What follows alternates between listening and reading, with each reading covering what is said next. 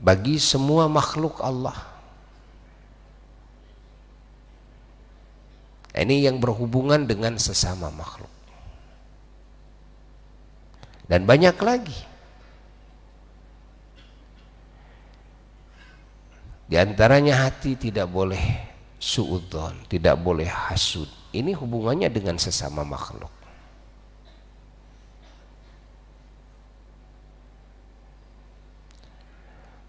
Allah, hati tidak boleh punya tujuan yang buruk.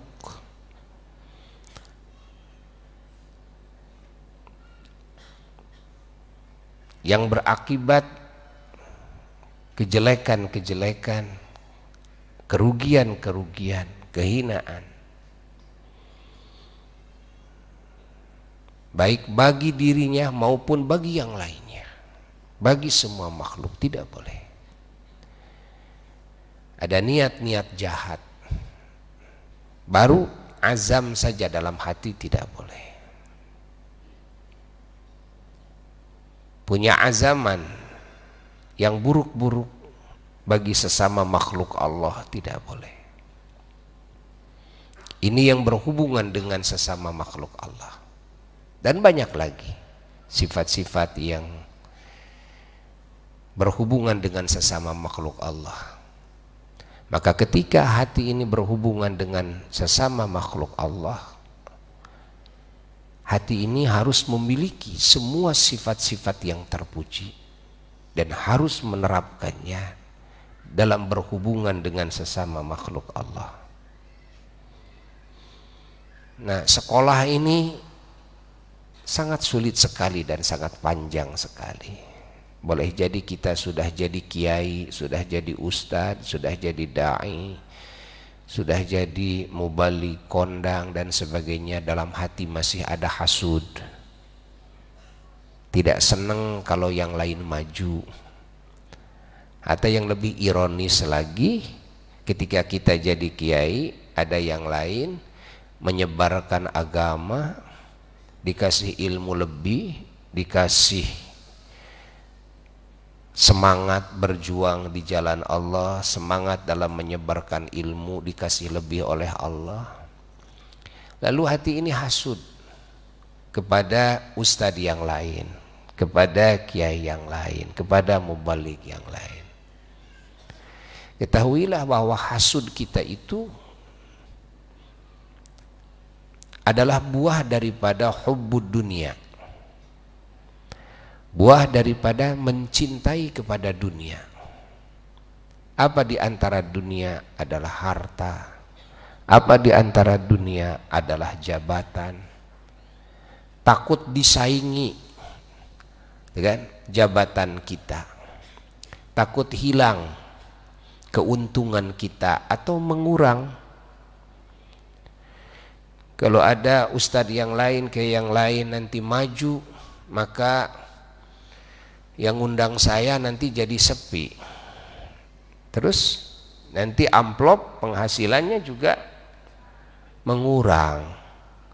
Lalu orang-orang nanti menghormati, memuliakan dia. Lalu nanti kepada saya jadi cuek. Dan nanti kepada saya nggak mau ngaji lagi. Nah, ini hubbud dunia, cinta dunia, cinta ingin dipuji orang, cinta ingin orang lain itu menghadap kepada kita. Bukan cinta orang lain itu mendapat hidayah dari Allah. Bukan cinta senang orang lain itu mendapatkan petunjuk Allah, menjadi soleh. Dengan sebab siapa saja soleh nama. Tapi orang lain, ketika orang lain disolehkan oleh Allah dengan wasilah si A dan si B, harusnya kita ikut senang. Karena tujuan kita berdakwah, tujuan kita menyebarkan ilmu, agar manusia itu dapat hidayah. Ya? Tiba-tiba datanglah seorang ustadz atau seorang kiai ke kampung kita, lalu menyebarkan ajaran Allah dengan benar. Sehingga orang-orang yang tadinya tidak mendapatkan hidayah jadi mendapatkan hidayah. Bukankah itu adalah maksud yang paling puncak dalam berdakwah? Maksud yang paling puncak di dalam menyebarkan ilmu. Kita bangun pesantren, kita bangun majelis ta'lim, kita bangun madrasah Islam, membangun universitas Islam, membangun tabligh akbar, sistem dakwah dengan cara apapun. Bukankah tujuan puncaknya manusia mendapatkan hidayah? Benar enggak? Itu yang puncak, tujuan puncak. Bukan bagaimana saya dapat penghargaan, bukan bagaimana saya dapat amplop, bukan bagaimana saya dimuliakan, diagungkan, diikuti. Tidak. Bahwa menyebarkan ilmu, berdakwah, membangun pesantren, majelis ta'lim, agar manusia ini semuanya mendapatkan hidayah dari Allah, bisa bertakwa kepada Allah, menjadi manusia yang soleh, apalagi sampai menjadi ulama, apalagi sampai menjadi wali. Dengan wasilah siapapun kita bahagia, kita bahagia. Dan kita berdakwah, kita mengajar ikhlas karena Allah, atas perintah Allah, atas perintahnya Rasulullah Sallallahu Alaihi Wasallam. Yang kita cari adalah keriduan Allah dan keriduan Rasulullah Sallallahu Alaihi Wasallam. Dan fahami oleh kita bahwa kebaikan orang kepada kita, orang menghadap kepada kita, orang mencintai kita, orang memberi hartanya, memberikan hartanya kepada kita, dan orang memuji kita, ingat bahwa itu bukan tujuan. Bersyukur saja kepada Allah ketika orang menerima dakwah kita, orang mencintai kita, alhamdulillah, bersyukur kepada Allah. Namun ini bukan tujuan. Orang cinta sama saya, ya Allah, ini bukan tujuan saya dalam berdakwah, tapi tujuan saya adalah bagaimana saya dan mereka mendapatkan petunjukmu kepada segala yang kau ridhai, menjadi hambamu yang bisa bertakwa kepadamu zahir dan batinnya, rupanya dan hakikatnya, menjadi hamba yang taat kepadamu dan taat kepada Rasulmu Sayyiduna wa Maulana Muhammad Sallallahu Alaihi Wasallam, yang betul-betul menjadi khalifahmu di muka bumi ini, menjadi khalifahnya para anbiya, para mursalin di muka bumi ini, menjadi khalifahnya para as-salafus saleh di muka bumi ini.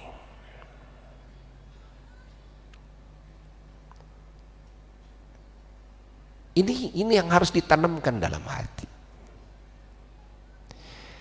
Allah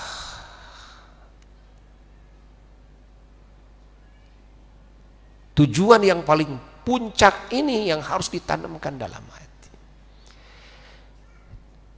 Begitu pula ketika orang menyikapi ajakan kita kepada Allah, lalu mereka menyikapinya dengan sikap-sikap yang tidak baik kepada kita, dengan kebencian, dengan cacian, dengan warna-warni keburukan ucapannya, sifatnya, perbuatannya kepada kita, maka hati kita tidak pernah luntur daripada garapan kita yang diperintahkan oleh Allah.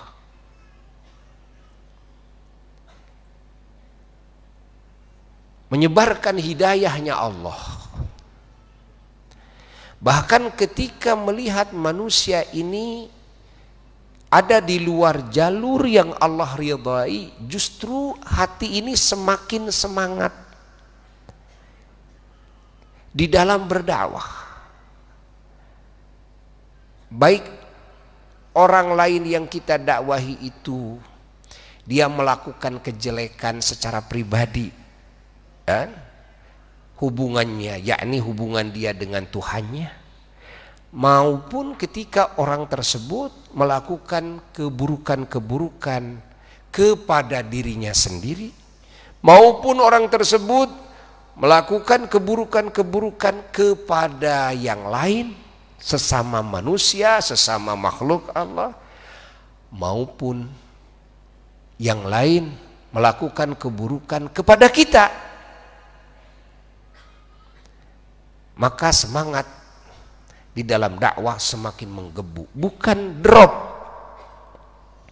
ketika kita berdakwah, menyebarkan ajaran Allah dengan ikhlas karena Allah. Tiba-tiba ada yang tidak menerima dakwah kita, ada yang buruk sikapnya kepada kita. Ini bukan menjadikan kita drop, tapi menjadikan kita tambah semangat bahwa orang ini punya akhlak yang tidak baik.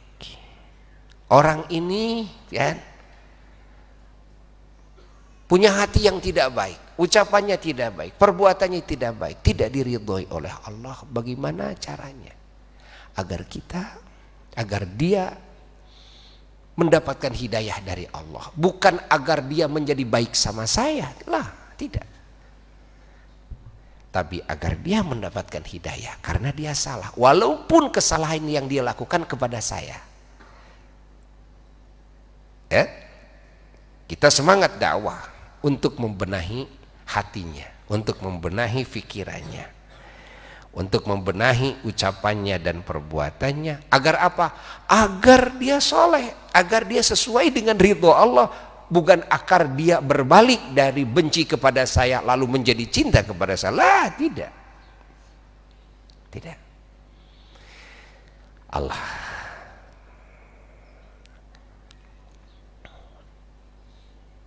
Ini pun juga harus introspeksi, dibarengi dengan introspeksi kepada diri kita sendiri.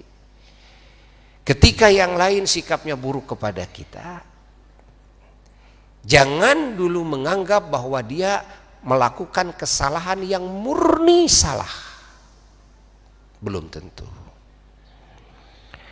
Kenapa?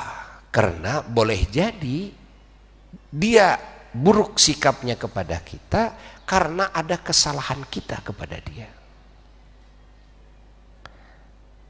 Pahami? Walaupun kita ini udah jadi mubalik, udah jadi kan penasehat, udah jadi ulama, penuh dada kita dengan ilmu, boleh jadi ada yang belum kita amalkan, yang tidak kita amalkan dalam berhubungan dengan sesama hamba Allah, dengan sesama manusia, dengan sesama makhluk Allah, hingga ketika ada yang kosong daripada hidayah pada diri kita, maka timbullah keburukan dari dia kepada kita. Dia menjadi buruk sikapnya kepada kita. Kita periksa, sikap saya yang salah apa kepada dia. Periksa. Kok dia menjadi buruk kepada kita. Barangkali ada ucapan saya, barangkali ada sikap saya, dalam cara bergaul saya dengannya. Barangkali ada hak-hak dia yang kita tidak melakukannya, tidak memenuhinya. Barangkali kita kurang silaturahmi dengannya.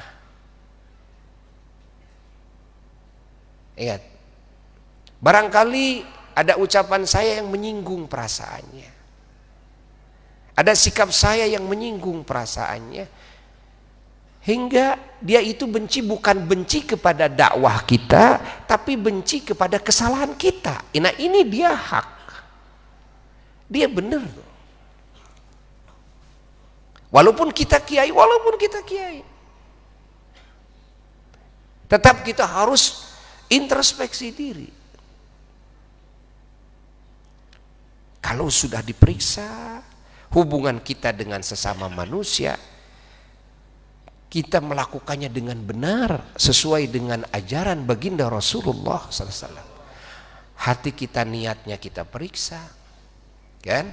Perilaku kita, hubungan kita dengan Allah juga harus diperiksa, hubungan kita dengan sesama makhluk harus diperiksa. Kalau menurut keilmuan yang sahih yang kita terima dari guru-guru kita, ya, dengan dasar Quran dan dasar sunnahnya Rasulullah SAW, ini sudah benar, ini sudah benar. Nah, maka kita bersabar dan semangat dalam dakwah harus semakin ditingkatkan, kan? Ketahuilah bahwasanya ketika kita berusaha menjadi manusia yang sempurna dalam sifat-sifat kita, sempurna dalam sifat-sifat yang terpuji, yakni dalam menjalankannya, sempurna di dalam melakukan perintah Allah dan Rasul, zahir dan batinnya, dalam menjauhi larangan Allah dan Rasulullah SAW, zahir dan batinnya. Ketahuilah, sesempurna apapun diri kita, ketahuilah, dan tidak akan menjadikan makhluk Allah yang lainnya semua cinta kepada kita. Tidak akan bisa. Jangankan kepada kita, manusia yang biasa-biasa masih banyak kekurangan. Kepada makhluk yang betul-betul sempurna, betul-betul sempurna, diyakini oleh kita semua beliau adalah manusia sempurna, zahir dan batinnya, tidak ada cacat, tidak ada kekurangan, tidak ada kesalahan. Allah di alam hatinya, dalam perbuatan zahirnya, dalam ucapannya, dalam cara bergaul dengan makhluk, penuh dengan akhlak yang mulia. Sikapnya, ucapannya tidak ada yang menurut adat ini bisa menyinggung mereka. Tidak ada dalam sikap Nabi, tidak ada dalam ucapan Nabi. Nabi selalu sabar. Nabi tidak membalas keburukan orang lain dengan keburukan lagi. Dan Nabi kebanyakannya adalah diam ketika yang lain mencacinya, yang lain memakinya. Nabi diam. Dan ketika mereka berbuat seperti itu, Nabi tidak berubah kasih sayangnya kepada mereka. Nabi tidak pernah berubah sikapnya dari kemuliaan sikapnya, kemuliaan sifatnya, kemuliaan ucapannya, tidak pernah berubah. Nabi tidak pernah memutuskan tali silaturahmi. Nabi tidak pernah menghancurkan ukhuwah persaudaraan. Nabi tidak pernah menyetop kebaikannya kepada mereka yang mencaci, yang memaki, yang memusuhi. Ketika mereka sakit, Nabi tengok. Ini yang ditengok yang mencaci, yang memaki. Allah. Yang memusuhi, yang memfitnah. Ketika ada yang mati, datengin keluarganya.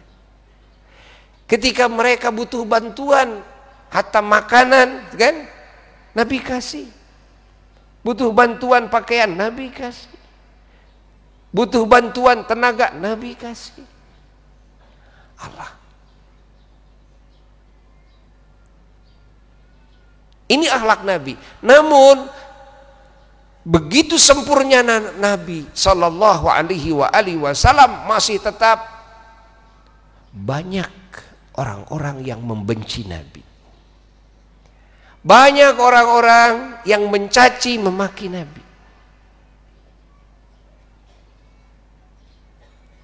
Nabi tidak pernah punya keinginan bahwa mereka bagaimana agar berubah jadi senang kepada dirinya, tidak. Tapi Nabi terus berjuang, ya, dengan perjuangan yang real, juga dengan doa. Bagaimana agar mereka mendapatkan hidayah dari Allah. Pahami? Ya. Hayati oleh kita semua. Allah. Maka menerapkan akhlak yang mulia ini, Masya Allah, dalam prakteknya itu lama sekali. Ingin bersemayam sifat yang mulia ini satu aja, itu lama. Kadang sudah dibina hati ini dengan akhlak yang mulia, sudah sekian puluh tahun berubah, akhlak yang mulia ini menjadi tercela. Akhirnya kita harus membangun lagi dari nol. Sudah sekian tahun berubah lagi. Saya sudah berusaha husnudzon, baik sangka kepada sesama. Tiba-tiba sudah sekian puluh tahun, tiba-tiba muncul buruk sangka. Akhirnya harus membangun lagi dari awal. Kita sudah menghilangkan kecintaan kepada dunia dan berusaha hati ini dipenuhi dengan kecintaan kepada Allah, kepada Rasulullah SAW, kepada berjuang di jalan Allah dan Rasulnya, mencintai hidayah baik untuk diri saya maupun untuk yang lain. Tiba-tiba muncul hasud, hasad, ketika yang lain dapat keuntungan, yang lain ya dapat kebahagiaan, hati ini merasa tidak enak. Sehingga dalam doa saja orang yang saya nggak sukai dikecualikan. Ya Allah, kan, makmurkan kehidupan kami semua, dalam hati kecuali dia. Ya Allah, selamatkan kami semua, kan, kayakan kami semua, dalam hati kecuali dia. Ada pengecualian dalam hati. Karena apa? Karena dia jelek sama saya. Allah. Ini kan keburukan sifat hati, kan? Keburukan sifat hati, dan ini kan berbahaya, berbahaya sekali. Maka ilmu tentang tazkiyatun nafs, mensucikan jiwa dari segala kotoran-kotorannya, dari segala najis-najisnya, ini merupakan ilmu yang wajib dan ilmu yang pokok. Ingat, nahwu sorob itu lughah Arabiyah, itu ilmu yang merupakan cabang wasilah. Tapi ini adalah ilmu yang pokok, harus dijalankan segera. Tidak masalah mulut kita nggak fasih dalam berbahasa Arab, tapi akhlak kita, hati kita fasih. Ingat, hati kita fasih dalam berakhlakul karimah. Mulut tidak fasih dalam mengucapkan kalimat Quran, baca Quran masih dar-der-dor, kan? Baca Qurannya. Nah, tapi kan yang paling penting adalah bagaimana hati bisa fasih dalam berakhlakul karimah. Ini yang paling pokok. Ini yang paling pokok. Allah. Bagaimana hati bisa fasih dalam berakhlak yang mulia, dalam berakhlak yang terpuji? Sulit sekali, sulit sekali. Ilmu yang pokok yang ketiga adalah ilmu fiqih ibadah. Mengenal hukum-hukum Allah dalam hidup ini. Dari mulai yang wajib dulu harus diketahui apa sih yang diwajibkan oleh Allah. Ini yang harus didahulukan. Kenapa? Karena kalau kita tidak mengenal satu saja yang diwajibkan oleh Allah, berarti kita tidak akan mengamalkan kewajiban tersebut. Sementara ketika kita mengabaikan, melalaikan kewajiban dari Allah, maka kita diancam dengan siksa. Berbeda dengan ketika kita tidak mengamalkan yang disunnahkan secara fiqih, maka kita tidak diancam dengan siksa. Hanya kita tidak mendapatkan bonus. Karena hukum yang sunnah di dalam fiqih itu adalah bonus. Seperti hukum yang makruh dalam fikih itu adalah bonus. Kalau kita melakukan yang makruh tidak diancam dengan siksa, tapi kalau kita bisa meninggalkan yang makruh karena Allah, maka kita dapat bonus pahala dari Allah. Maka hukum yang harus lebih dulu diketahui adalah segala ketetapan hukum yang wajib dan segala ketetapan hukum yang haram. Dia harus tahu apa itu yang diharamkan itu. Ya.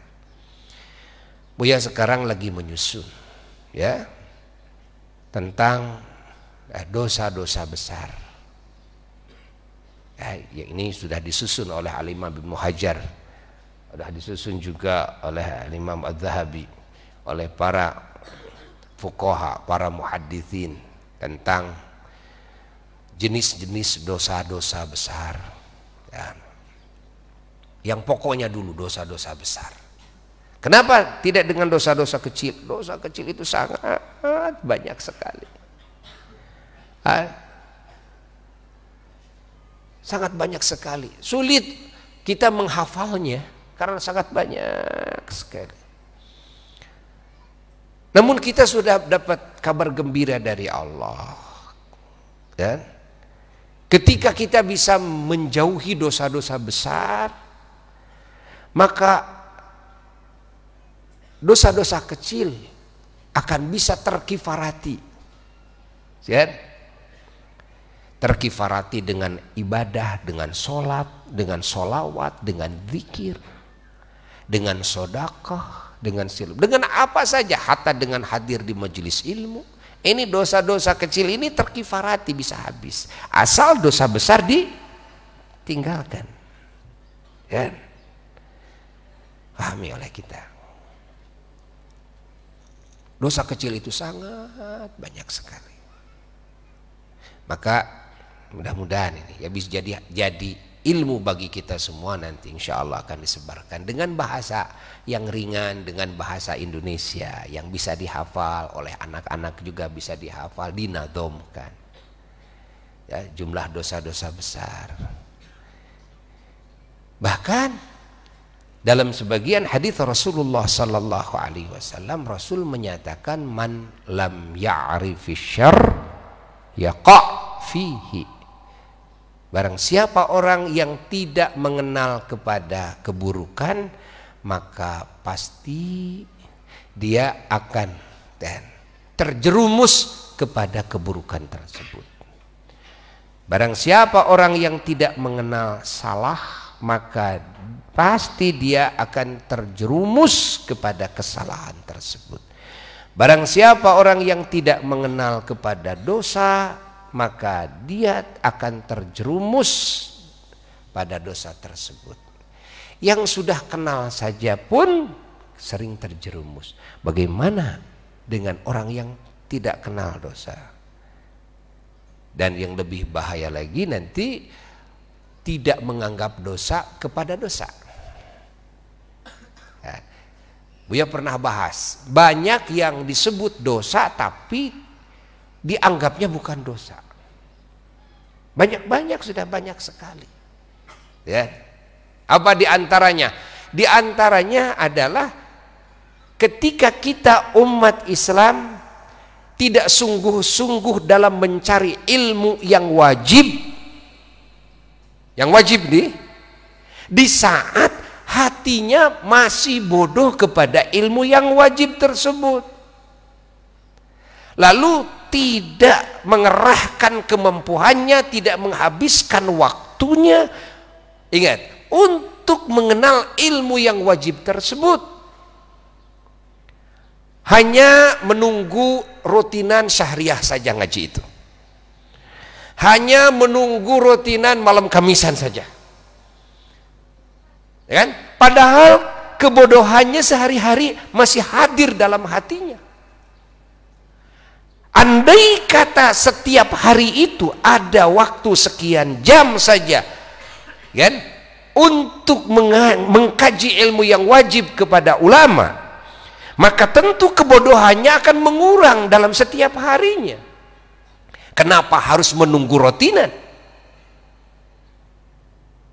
Ini yang suka rutinan saja masih berdosa loh. Yang suka rutinan masih berdosa.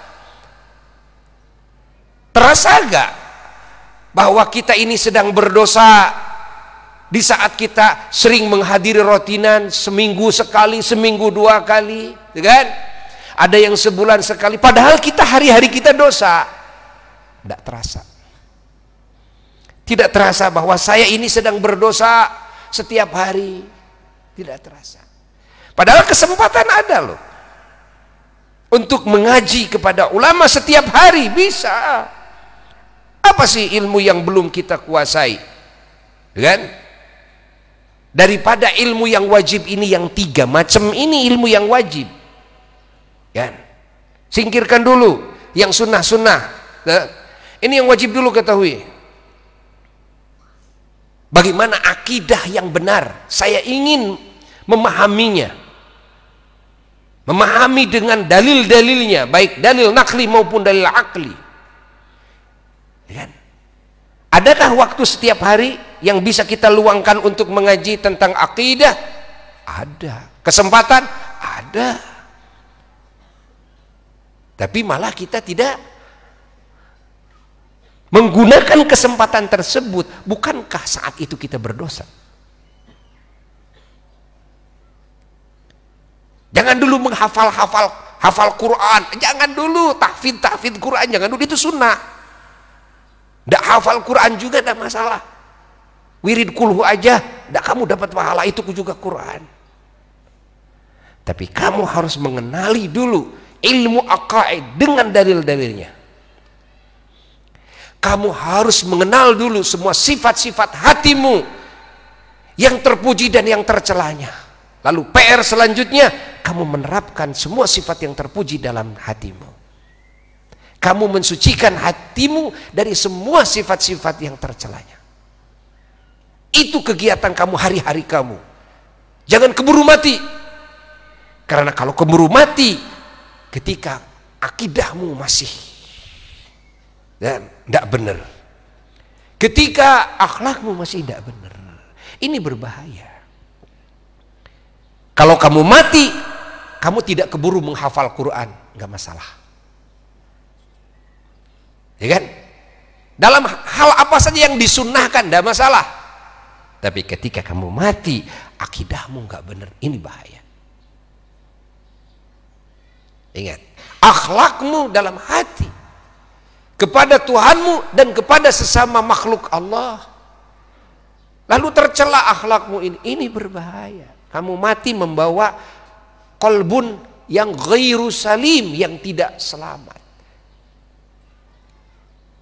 Yang akan selamat adalah illa man atallaha biqalbin salim. Orang yang menghadap Allah itu membawa hati yang salim, yang selamat. Selamat dari apa? Selamat daripada maksiat hati, selamat daripada kekufuran, selamat daripada kesyirikan, selamat, ini kan berhubungan dengan akidah, selamat daripada akhlak-akhlak yang tercela. Nah, Allah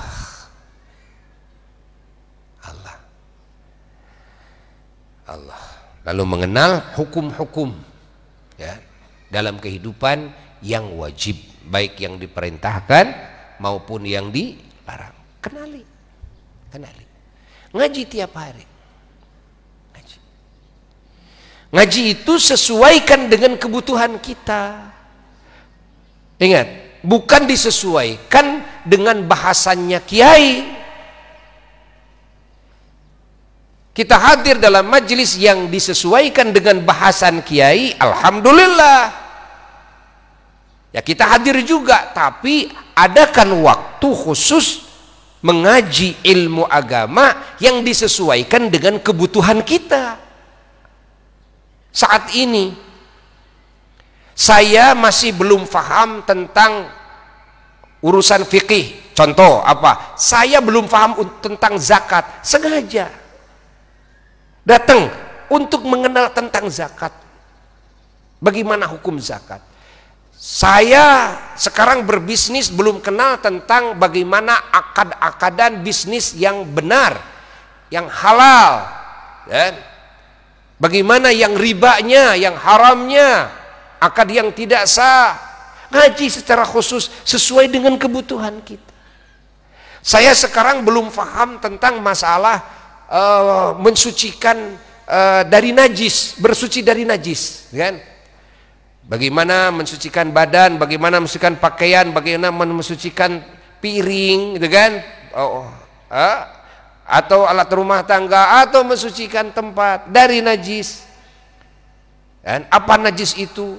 Bagaimana tingkatan najis itu? Bagaimana cara bersucinya? Saya belum paham. Datang kepada ulama sesuai dengan kebutuhan kita yang belum paham. Kan kadang-kadang kiai itu ngaji itu kan tidak sesuai dengan kebutuhan kita. Jadi nasib-nasiban nanti kita hadir itu. Ya kan? Kalau nasib kita beruntung sesuai dengan kebutuhan kita, alhamdulillah kebutuhan saya terjawab. Ya kan? Tapi kadang-kadang ngaji itu tidak sesuai dengan kebutuhan kita. yakni dengan ilmu yang kita butuhkan saat ini. Maka kita harus cari waktu lagi ya, untuk mencari ilmu yang sesuai dengan kebutuhan kita. Kadang-kadang kiai lagi membahas tentang yang sunnah-sunnah, padahal kita masih membutuhkan ilmu yang fardu-fardu, kan? Pahami oleh kita, sehingga kita harus mengadakan waktu yang khusus, waktu yang khusus. Kadang-kadang kiai membahas keilmuan yang sebetulnya ini bukan garapan saya, kan? Ini bukan garapan saya ini. Nah, kita hadir dalam majelis tersebut. Nah, kita tetap harus mencari waktu untuk mencari ilmu yang sesuai dengan kebutuhan kita. Fahami, ini adalah dosa yang tidak disadari oleh kita, bahwa hari-hari kita berdosa. Di antaranya adalah itu, di antaranya, dan banyak lagi, banyak lagi. Allah, Allah, Allah, Allah, Allah, Allah, Allah, Allah. Insyaallah. Maka mencari ilmu, ingat, diwajibkan terus oleh Allah Ta'ala. Masya Allah, karena luasnya ilmu. Yang kedua, mencari ilmu diwajibkan oleh Allah Ta'ala terus menerus. Kenapa sih terus menerus diwajibkan sampai liang lahat? Dari mulai dibuai sampai liang lahat. Karena keterbatasan kemampuan akal kita. Makanya kita tidak bisa sekaligus ngaji. Akalnya yang terbatas. Satu, ilmunya yang luas. Dua, akalnya yang terbatas. Kan? Dari rumah kan semangat ingin ngaji. Begitu datang ke tempat pengajian, masuk ke majelisnya belakangan, yang lain udah pada ngaji, ya kan? Begitu masuk majelis juga, ya kan? HS, tidur, ya kan? Gimana bisa menyimak, kan? Belum rutinanya juga sebulan sekali, Masya Allah. Begitu yang sebulan sekali hadir HS, tidur, kan? Masya Allah, kan? Di majelis ilmu sleeping, Allah, kan? Atau kadang ngobrol sana ngobrol sini dan sebagainya. Padahal dari rumah semangat mencari ilmu, semangat mencari ilmu. Ini keterbatasan, kan? Yang menyimak juga tetap ada batasan kemampuan akal. Nah, ini sebabnya, ya, itu sebabnya kenapa mencari ilmu harus terus. Yang ketiga, kenapa mencari ilmu harus terus? Karena kita manusia, ya, dikasih penyakit bawaan, penyakit fitrah namanya ini. Apa penyakit fitrah? Al-insan mahallul khata' wan nisyan. Manusia itu tempatnya salah dan tempatnya lupa. Kemarin hafal, ya. Bulan ini sudah lupa lagi. Itu mah terlalu lama. Kemarin hafal, hari ini sudah lupa lagi. Masih terlalu lama. Barusan hafal, barusan, sekarang udah lupa lagi, ya. Masya Allah. Kita masih duduk di majelis ilmu loh, sudah lupa lagi. Oleh sebab itulah harus, ya, terus mencari ilmu. Ilma mencari ilmu yang belum kita ketahui, wa imam mencari ilmu mengulang, ya, keilmuan yang sudah kita ketahui namun kita lupa lagi, ya. Allah. Maka mencari ilmu tidak boleh berhenti. Allah, itu hikmahnya kenapa mencari ilmu harus dari mulai dibuai sampai liang lahat, insyaallah. Kenapa mencari ilmu harus dari mulai dibuai, kan? Dari dibuai diterapkan oleh Rasulullah sallallahu alaihi wasallam. Dengan apa? Dengan azan di telinga kanannya. Ini praktek agar bayi ini mencari ilmu, kan? Dari mulai dibuai. Telinga kiri komatin. Kalau ada pertanyaan, kan ini anak ini belum paham, belum mengerti, bahkan belum dengar, kan? Enggak masalah. Kita menaruh pancuh dulu, kan? Kita menaruh persiapan dulu. Ditaruh dulu. Itu kalau orang mau bangun, apalagi bangunan yang kokoh, enggak langsung, kan? Bikin bangunan enggak. Diukur-ukur dulu. Ya kan? Bener enggak? Lalu dilihat dulu bagaimana kontur tanahnya. Masya Allah, pakai pancang dulu itu, karena ini kalau enggak pakai pancang nanti kekuatannya enggak akan lama. Nah. Persiapan itu, persiapan ini segala macam. Azan dan iqamah yang dibacakan kepada telinga bayi ini adalah persiapan. Si bayi ini akan menerima dinul Islam, hidayah dari Allah yang maha hebat. Harus dimulai telinganya kanan kiri dibacain adzan dan iqamah, yang dalam adzan tersebut asma Allah disebut, asma Rasulullah sallallahu alaihi wasallam disebut, kalimat tauhid disebut, syahadat kepada kerasulan Kangjeng Nabi Muhammad sallallahu alaihi wasallam disebut, ajakan hayya 'alas shalah kepada salat, hayya 'alal falah dengan kepada kesuksesan, dan ini diucapkan oleh yang adzan ini. Allah Allah, ya. Ini minal mahdi, dari dibuai. Masya Allah. Terus harus sering diucapkan nama-nama Allah kepada bayi. Allah, Allah, Allah, nama-nama Allah, dan nama-nama Allah, bukan pangting pangse, bukan. Ya.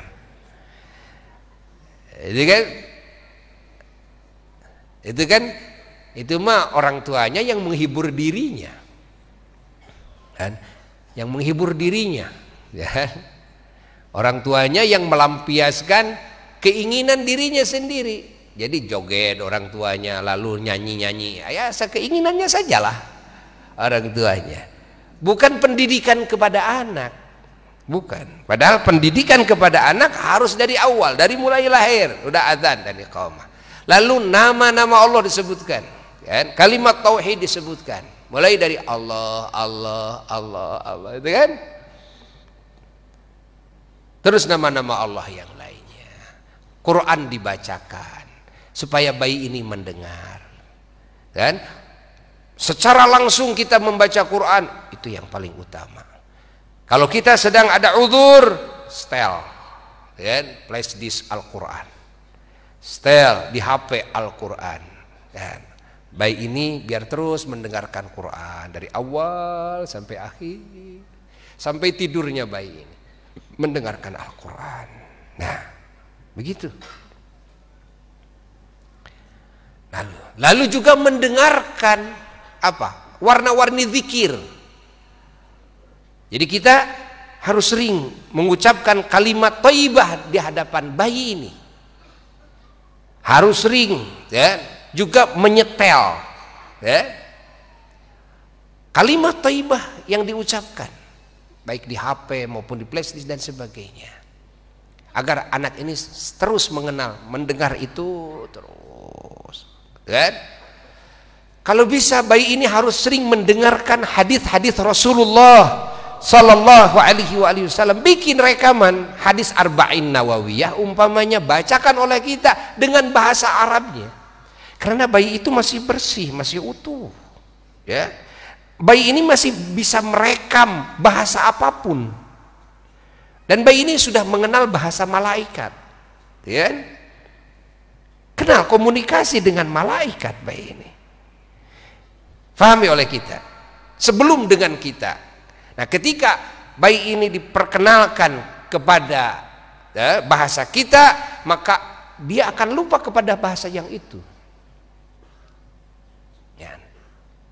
Maka Al-Quran harus terus dibacakan, hadis-hadis Rasulullah SAW dibacakan, setel hadis Arba'in Nawawiyah atau Riyadhus Shalihin, dan biar didengar aja sama bayi, terus diulang-ulang. Dan kita lagi kerja, lagi kegiatan di dapur dan sebagainya, simpen HP, setel itu, satu saat Quran, nanti di waktu oleh kita dari jam sekian sampai jam sekian bacaan Quran, ganti dari jam sekian sekian zikir, baca rotib, kaset rotib Al-Haddad, rotib Al-Attas, kan? Biar didengar sama bayi, sama anak kecil, didengar terus kalimat thayyibah, sehingga terbiasa dia, nempel nanti mereka meniru, anak ini meniru, kan? Nanti jam sekian sampai jam sekian hadis Rasulullah. Lalu dengungkan kepada bayi juga sejarah Kangjeng Nabi Muhammad Sallallahu Alaihi Wasallam, kaset maulid, kaset sejarah, supaya didengar oleh bayi. Ini pendidikan tarbiyah dari bayi ini, menjalankan perintah Allah dan Rasulnya minal mahdi.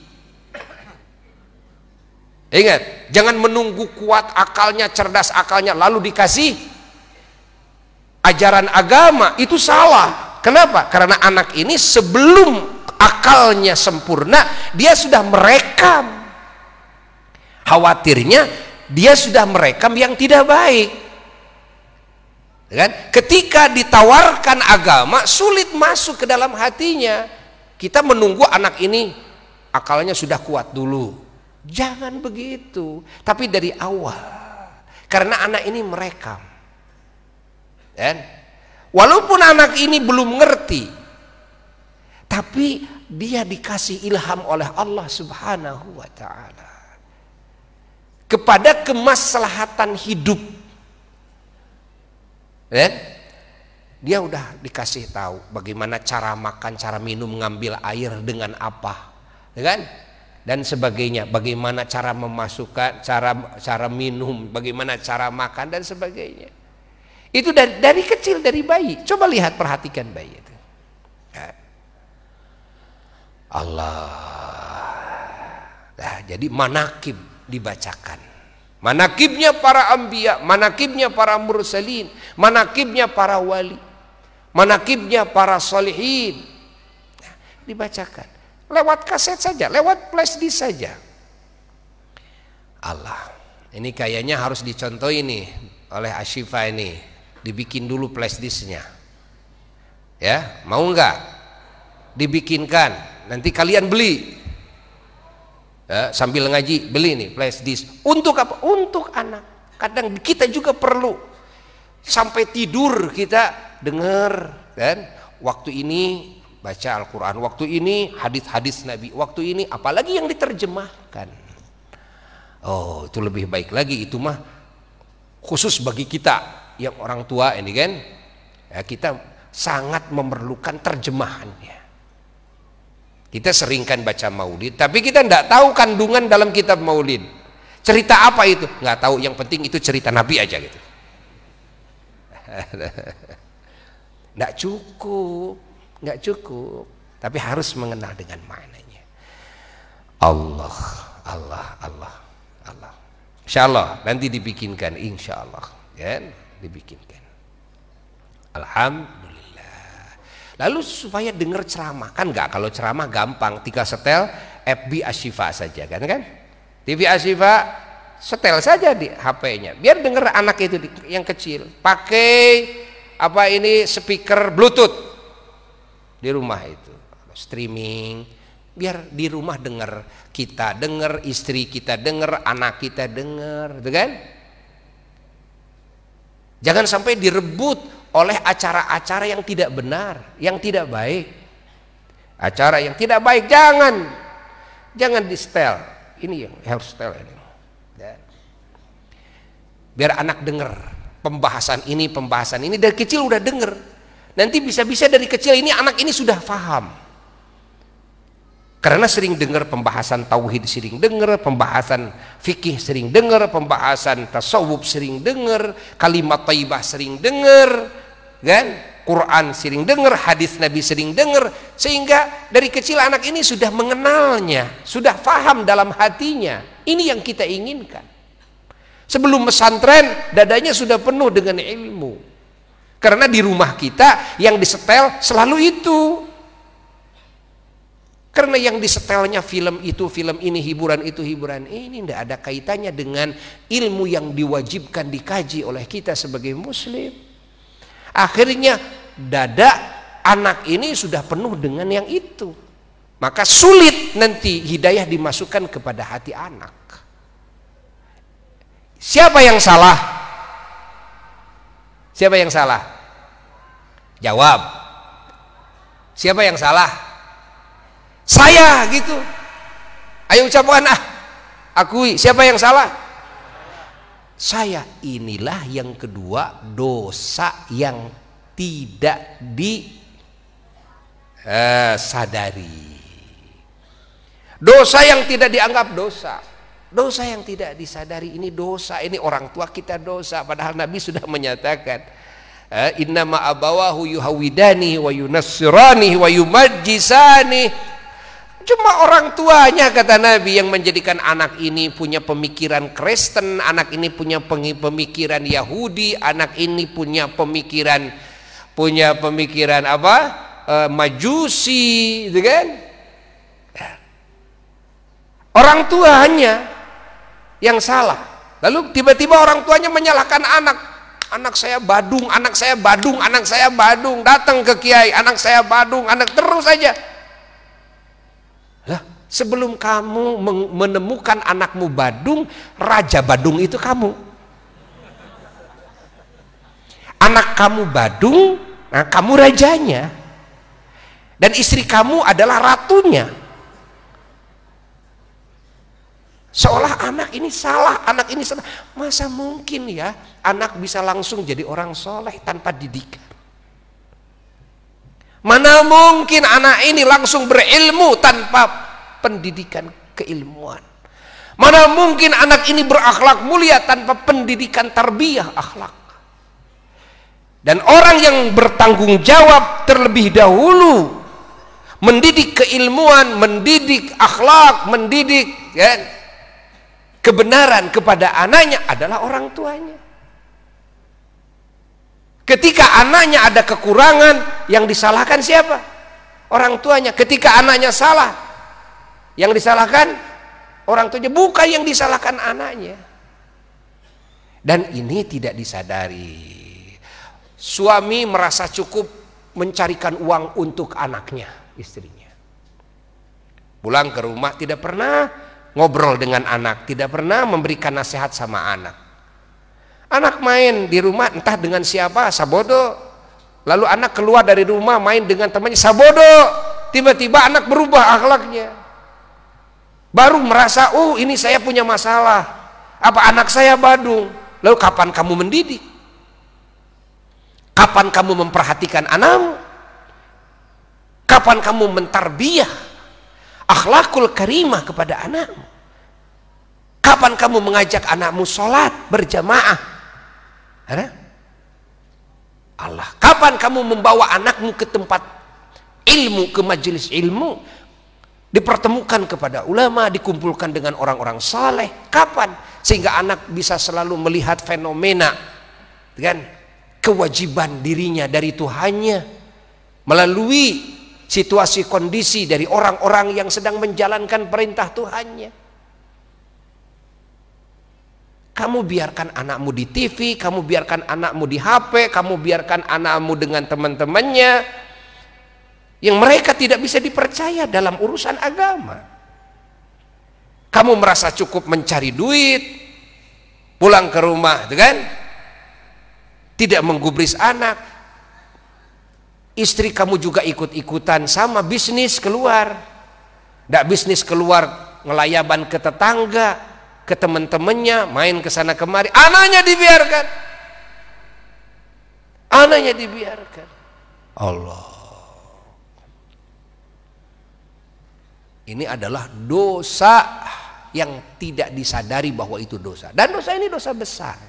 Dan ini yaumul kiamah tetap akan terbongkar. Karena ini merupakan bom waktu. Terbongkar nanti. Orang tuanya yang akan terus mendapatkan cercaan dari Allah. Murka Allah.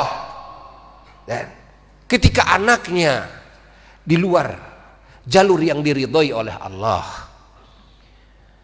Ini yang kedua ya. Dan banyak lagi. Insyaallah. Kembali kepada bahasan yang awal, bahwasanya betapa pentingnya ilmu.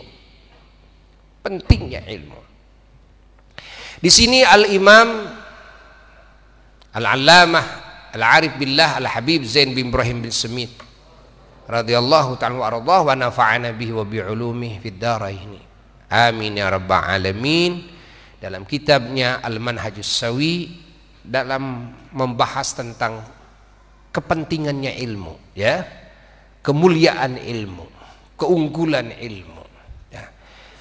Di halaman berapa? 95, 96.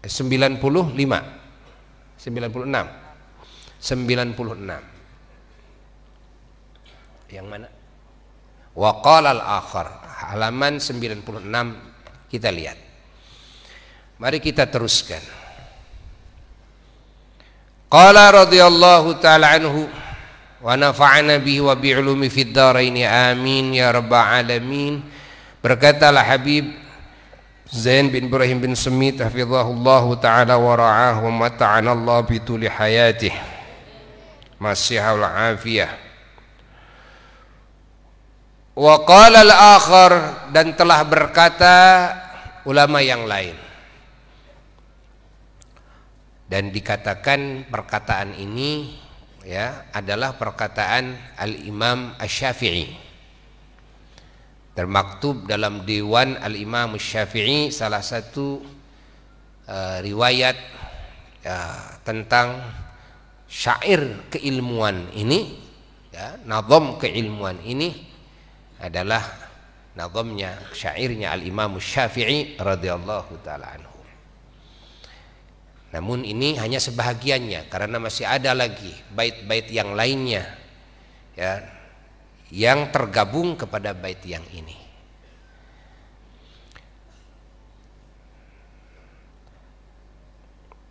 Al-Qail yang berkata, ulama mengatakan al-ilmu maghrisu kulli fakhrin fajtahid alla yafutaka fakhru dzakal maghrisi wa'lam bi annal ilma laysa yanaluhu man hammuhu fi mat'amin aw malbasi.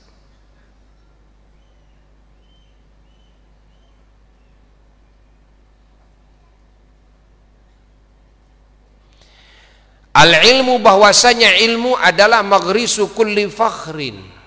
Ilmu itu adalah kebun dan setiap kebanggaan, kebun seluruh kebanggaan.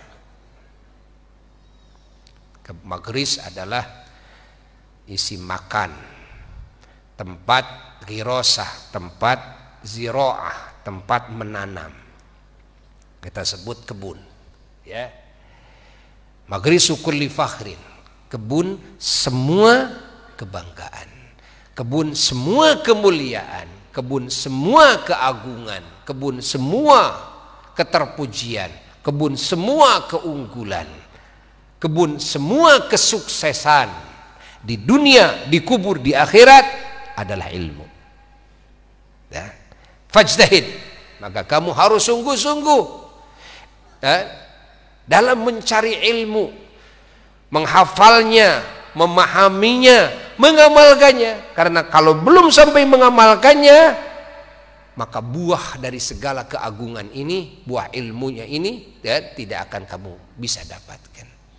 Segala kemuliaan, kebanggaan, segala keterpujian, keunggulan, keuntungan di dunia dan di akhirat tidak bisa kamu dapatkan kalau belum sampai kepada pengamalan terhadap ilmu yang kamu kuasai. Fajtahid, kamu harus sungguh-sungguh ya, jangan memble dalam mencari ilmu. Ingat, jangan memble, jangan dinomor duakan mencari ilmu Allah. Ingat, ilmu umum dinomor satukan, ilmu Allah, ilmu agama dinomor duakan. Ini adalah dosa yang ketiga yang tidak disadari bahwa itu dosa.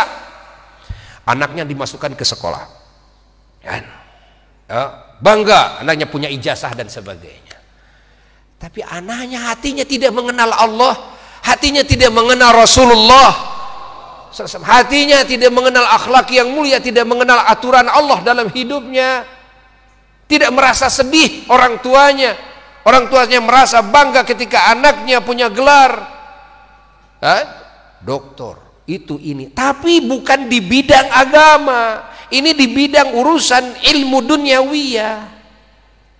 Ada yang di bidang sastra, ada yang di bidang IPA, ada yang di bidang itu, ada di bidang ini, matematik dan sebagainya, bukan di bidang agama. Bukan doktor, profesor di bidang ilmu akidah atau ilmu syariah atau ilmu tasawuf, bukan.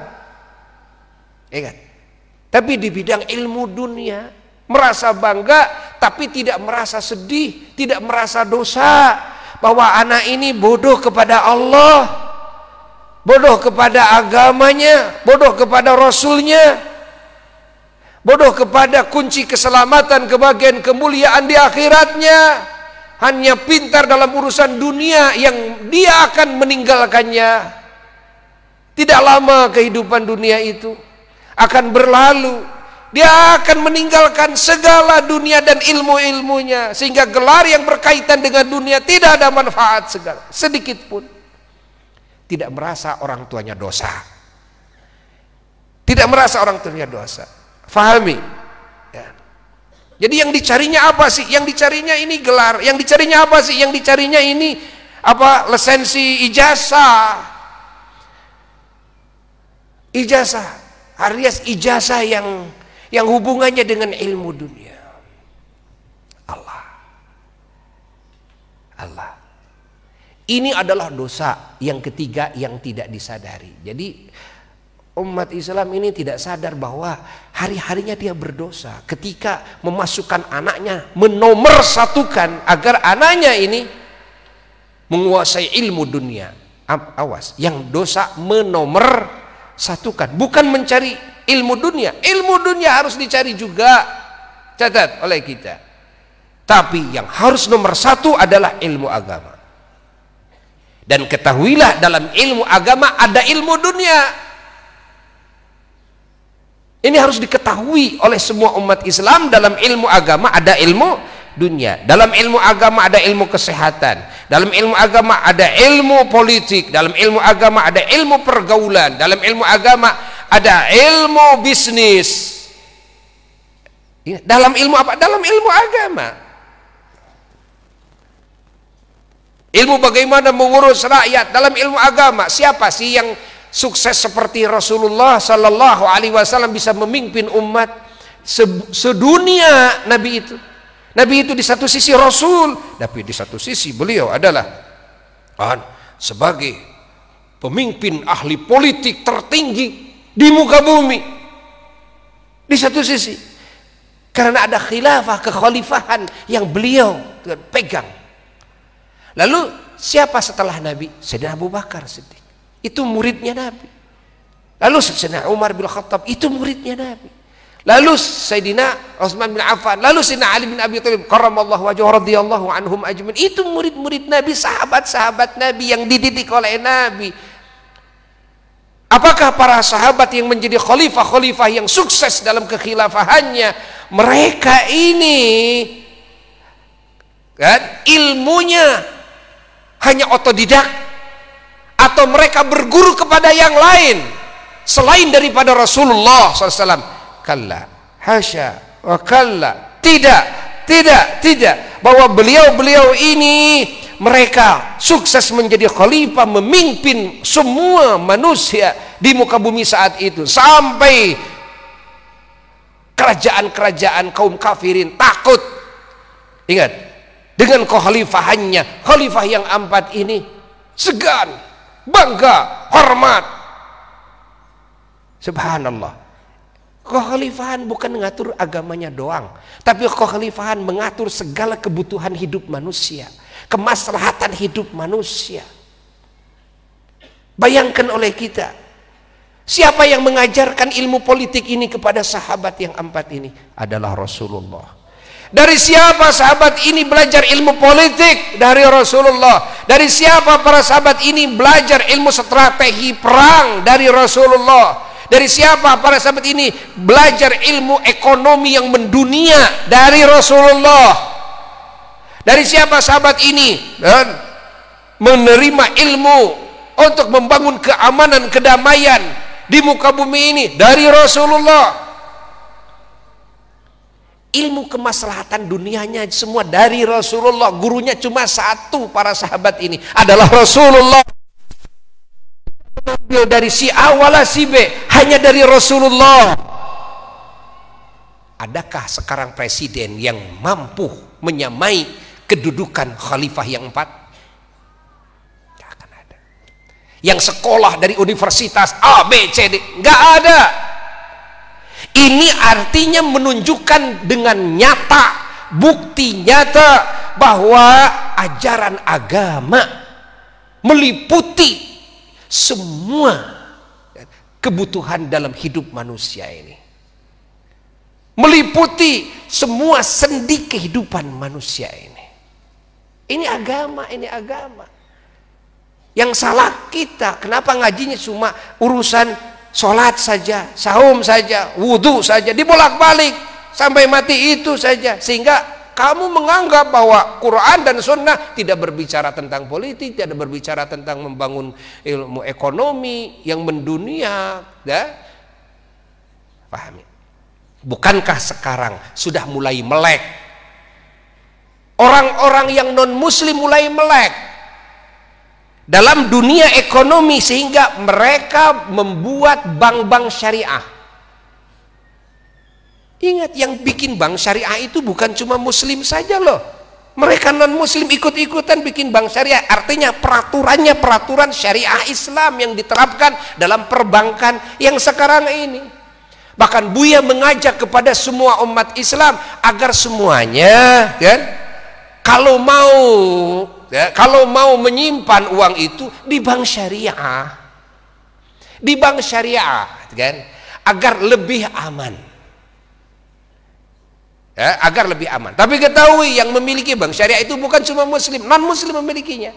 Makanya banyak bank-bank yang dimiliki oleh non-muslim, tapi dia menerapkan sistem perbankan syariah. Kenapa? Artinya karena mereka menyadari dan mengakui betapa hebatnya sistem perekonomian secara Islam. Paham tidak? Jelas tidak? Jelas tidak? Catat oleh kita semua. Alhamdulillah. Fajtahid. Kata Al-Imam Syafi'i, kamu harus bersungguh-sungguh dalam mencari ilmu. Allah yafutaka, jangan sampai hilang, ya? Jangan sampai hilang bagimu apa? Fakhrudakal maghrisi, ya? Kebanggaan dari kebun tersebut, ya? Jangan sampai hilang. Jangan sampai hilang. Ingat, wa'alam, dan ketahuilah oleh kamu bi annal ilma, sesungguhnya ilmu Allah ini laisa yanaluhu, tidak mungkin bisa menggapainya. Tidak mungkin ada orang yang bisa menggapai ilmu Allah ini. Man hammuhu, orang yang cita-citanya fi mat'amin au malbasi, hanya dalam urusan makanan dan pakaian, hanya dalam urusan duniawiyah. Orang yang otaknya makan minum, urusan duniawiyah, urusan hiburan, urusan itu, hanya urusan duniawiyah, tidak akan mungkin bisa meraih ilmu Allah yang sangat hebat ini. Tidak mungkin. Artinya orang yang bisa menguasai ilmu Allah ini hanya orang yang hamnya, yang cita-citanya, yang himmahnya, yang kebutuhannya adalah ilmu Allah. Dan hammuhu adalah ilmu Allah. Gak ada yang lainnya. Yang lainnya hanya mengikuti saja, yang lainnya hanya wasilah saja. Urusan makanan, minuman, pakaian semuanya adalah wasilah saja. Tapi hammuhu, ya, yang saya butuhkan adalah ilmu Allah. Ilmu Allah. Dalam hatinya ilmu Allah, kan, diagungkan seagung-agungnya. Hatinya penuh dengan hub, dengan cinta kepada ilmu Allah dan cinta kepada ahli ilmu Allah. Dalam hatinya seperti itu. Dunia semua dihinakan oleh hatinya. Semuanya dihinakan oleh hatinya. Dan hatinya fokus mengagungkan kepada ilmu Allah. Hatinya penuh dengan kecintaan kepada ilmu Allah dan kepada ahli ilmu Allah. Allah. Ayo bacakan oleh kita semua perkataan Imam Syafi'i.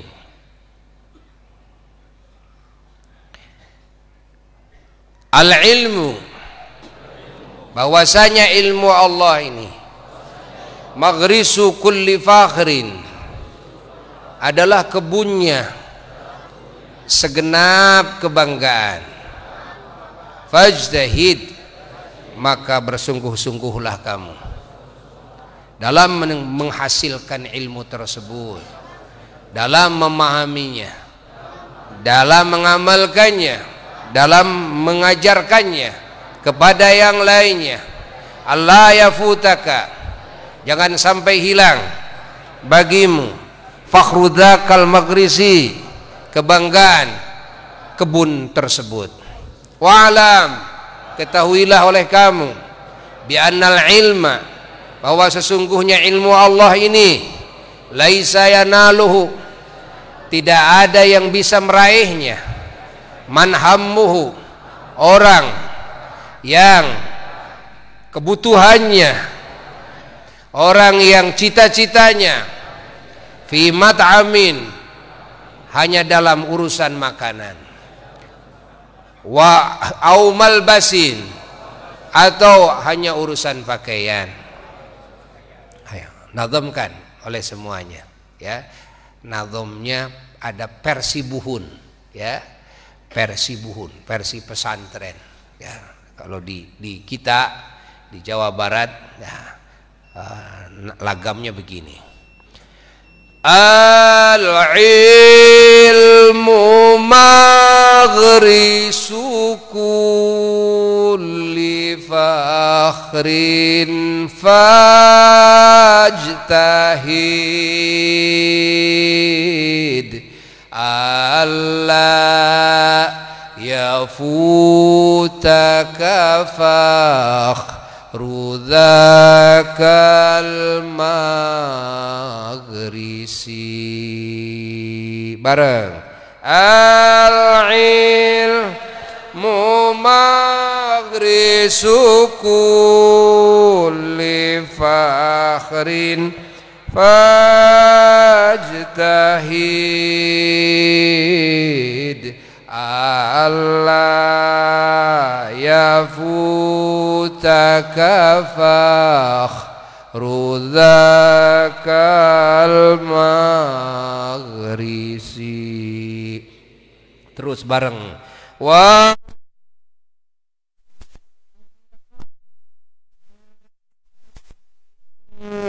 malaisa yana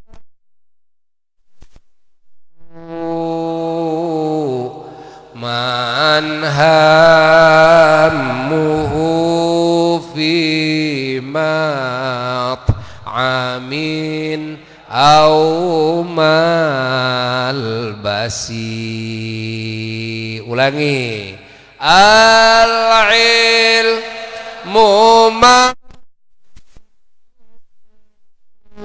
li fakhrin fahid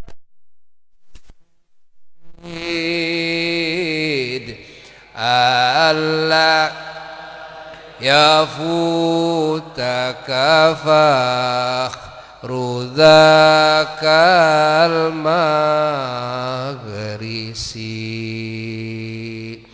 Wa'lam bi'a ma laysa yana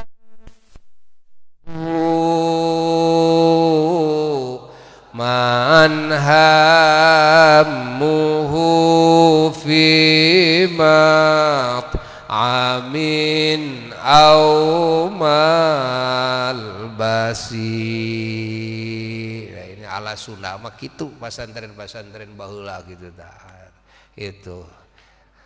Wallahu a'lam bissawab. Kepada semua para jamaah dan umat Islam, Abu yang mengundang pada tanggal 23 Januari 23 Januari hari Ahad ya, pagi insyaallah akan diadakan haul yang mulia Syekhuna wa waliduna, guru kita semua, guru Abuya, ayahanda Mama Ki Haji Ahmad Toha Mustawi radhiyallahu ta'ala warḍah, pada tanggal 23 Januari hari Ahad pagi bertempat di makom beliau di Kampung Badaraksa, Desa Jelegong, Kecamatan Kutawaringin. Kalau dulu masuknya Soreang, Kecamatan Kutawaringin itu Kabupaten Bandung. Di sana ya. tempat kelahiran Abuya di sana dan rumah Abuya di sana yang pertama. Ya, sekali lagi dicatat oleh semuanya, ya, dicatat oleh semuanya. Tanggal 23 Januari pagi-pagi, ya, sampai zuhur waktunya, insyaallah. Dan wassalamualaikum warahmatullahi wabarakatuh. ربنا انفعنا بما علمتنا رب علمنا الذي ينفعنا